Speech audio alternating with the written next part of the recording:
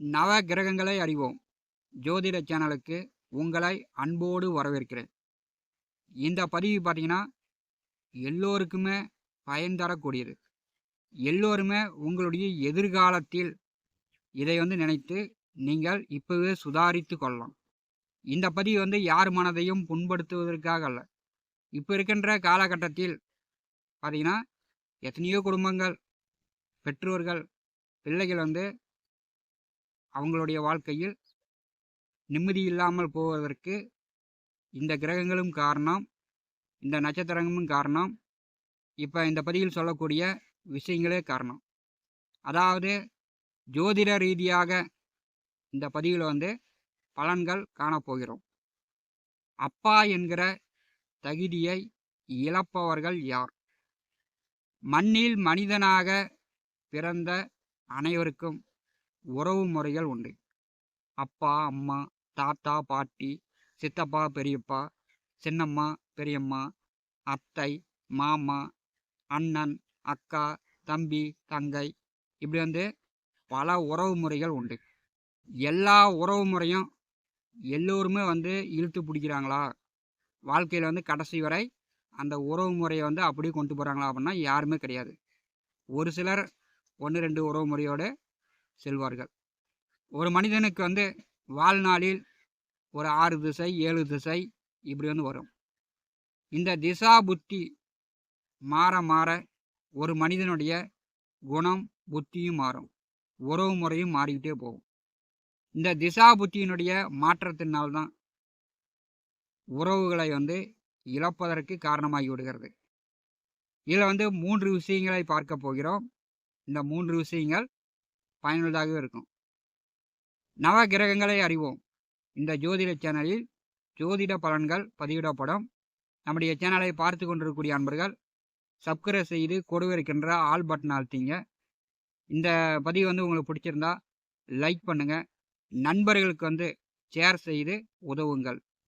இப்போ இருக்கின்ற காலகட்டத்தில் மது, மங்கை, போதை பழக்கத்திற்கு ஆளானால் அந்த ஜாதகன் எவ்வளவு நல்ல மனிதனாக இருந்தாலும் அவர் கெட்ட பழக்கத்திற்கு, மது, மங்கை, இந்த போதை பழக்கத்திற்கு ஆளானால் குடும்பத்தில் அப்பாங்கிற தகுதியை பெரும்பாலான குடும்பத்தில் ஆண்கள் இழந்து விடுகிறார்கள். மது, மங்கை, போதைக்கு அடிமையானா உத்தமுறும் ஒழுக்கம் கெட்டு, மரியாதை கெட்டு, குடும்பத்தில் பெற்றோர்களிடம், பிள்ளைகளிடம் நல்ல பேர் கெட்டு உதவாக்கரையாக ஆகிவிடுகிறார்கள்.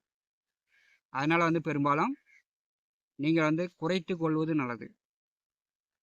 முதல் விஷயம் பார்த்தீங்கன்னா, சித்திரையில் பிறந்தவர்கள், அதாவது தமிழ் வருடப்படி சித்திரை மாதத்தில் சூரியன், அதாவது மேசராசியில் சூரியன் நிற்க பிறந்தவர்கள். இப்போ மேசராசியில் சூரியன் என்றால் நித்திரை போய்விடும் என்று சொல்லுவாங்க.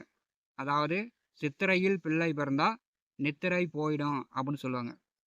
இது பார்த்திங்கன்னா சித்திரை மாதம் ஒரு குழந்தை பிறந்தாலே பெற்றோர்களுக்கும் உடன் பிறந்தவர்களுக்கும் இந்த குழந்தை வளர்ந்து பெரிய ஆளாகி இவங்க கல்யாணம் பண்ணி இவங்க குழந்தை பிறந்தால் எல்லாத்துக்குமே நித்திரை போய்விடும்.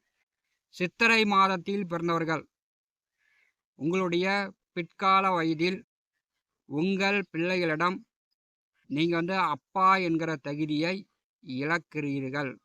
அதனால் சித்திரை மாதம் மேசராசியில் சூரியன் நிற்க பிறந்தவர்கள் உங்கள் பிள்ளைகளிடம் தலைகணம் பார்க்காமல், ஏன்னா மேசராசியில் சூரியன் என்றாலே அந்த ஜாதகனுக்கு தலைகணம் வந்துடும். தன்னுடைய சொல் பேச்சு தான் நீ கேட்கணும் அப்படின்னு தான் தலையிலேயே நிற்பார். அந்த தலைகணம் இல்லாமல் உங்கள் பிள்ளைகளிடம் அன்பு, பாசமாக, அனுசரணையாக சித்திரை மாதம் பிறந்தவர்கள் நடந்து கொள்ளுங்க. இரண்டாவது பாயிண்ட் சூரியன், சந்திரன், செவ்வாய், ராகு, இந்த 4 கிரக நட்சத்திரத்தில் பிறந்தவர்களும் சூரியன், சந்திரன், செவ்வாய், ராகு, இந்த 4 கிரக நட்சத்திர லக்கண புள்ளியில் பிறந்தவர்களும் பார்த்தீங்கன்னா குடும்பத்தில் பிற்கால வயதில் அப்பா என்கிற தகுதியை இழக்கிறார்கள்.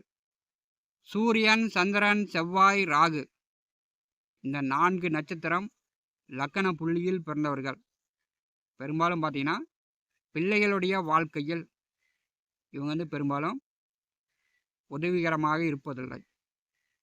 சூரியன், சந்திரன், செவ்வாய், ராகு இந்த 4 நட்சத்திர லக்கண புள்ளியில் பிறந்தவர்களும் பிள்ளைகளுடைய வாழ்க்கையில் ஒரு தொந்தரவாகவே இருக்கிறார்கள். இது என்னுடைய அனுபவத்தில் பெரும்பாலானவர்களை நான் பார்த்து விட்டேன்.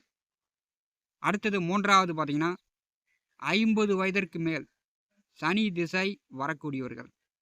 50 வயதிற்கு மேல் உங்களுக்கு சனி திசை வந்துச்சுன்னா அது பார்த்தீங்கன்னா 69, 70 வயது வரை அந்த திசை நடக்கும்.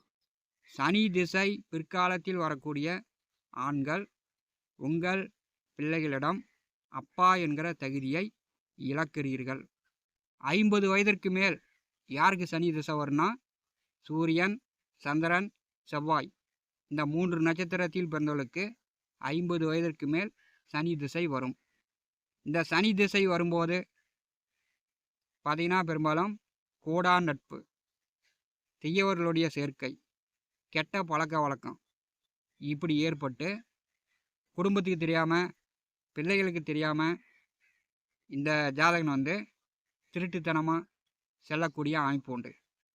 அப்படி இல்லைன்னா 50 வயதிற்கு மேல் சனி திசை வரும்போது குடும்ப பொறுப்பு உணராமல் மகன், மகள், பிள்ளைகளுக்கு திருமணம் செய்யாமல் இந்த ஜாதகன் ஆன்மீக ரீதியாக சாமியாரா, சன்னியாசியா குடும்ப பொறுப்பு உணராமல் குடும்பத்திற்கு தன்னுடைய தேவை இல்லாமல் இந்த ஜாதகன் செல்வதை காண முடிகிறது. சூரியன், சந்திரன், செவ்வாய், ராகு இந்த நட்சத்திரத்தில் பிறந்தவர்களும் இந்த 4 கிரக நட்சத்திர புள்ளியில் பிறந்தவர்களும் பிற்கால வயதில் உங்கள் பிள்ளைகளிடம் அப்பா என்கிற தகுதியை இழக்காமல் உங்களுடைய கடமையை சரிவர செய்யுங்கள். அப்பா என்கிற தகுதியை உங்கள் பிள்ளைகளிடம் நீங்கள் இழக்காமல் பார்த்து கொள்ளுங்கள். இந்த பதிவு யார் மனதையும் புண்படுத்துவதற்காக இல்லை. இது எதிர்காலத்தில் என்ன நடக்கும் என்று இப்போவே முன்கூட்டியே தெரிந்து கொள்வதற்காக ஒரு ஜோதிட பதிவாகத்தான் இது இருக்கும். இது யார் மனதையும் புண்படுத்துவதற்காக இல்லை. இதை நீங்கள் புரிந்து கொள்ளுங்கள். நவ கிரகங்களை அறிவோம் இந்த ஜோதிட சேனலில் தினந்தோறும் ஜோதிட பதிவுகள் பதிவிடப்படும். ஜோதிட பலன்கள் பார்க்கக்கூடியவர்கள் நம்முடைய சேனலை சப்ஸ்கிரைப் செய்து கூடவே இருக்கின்ற ஆல் பட்டன் அழுத்திங்க. தினந்தோறும் நம்முடைய சேனலில் ஜோதிட பதிவுகள் பதிவிடப்படும். உடனுக்குடன் பார்த்து பயன்பெறுங்கள். நன்றி, வணக்கம்.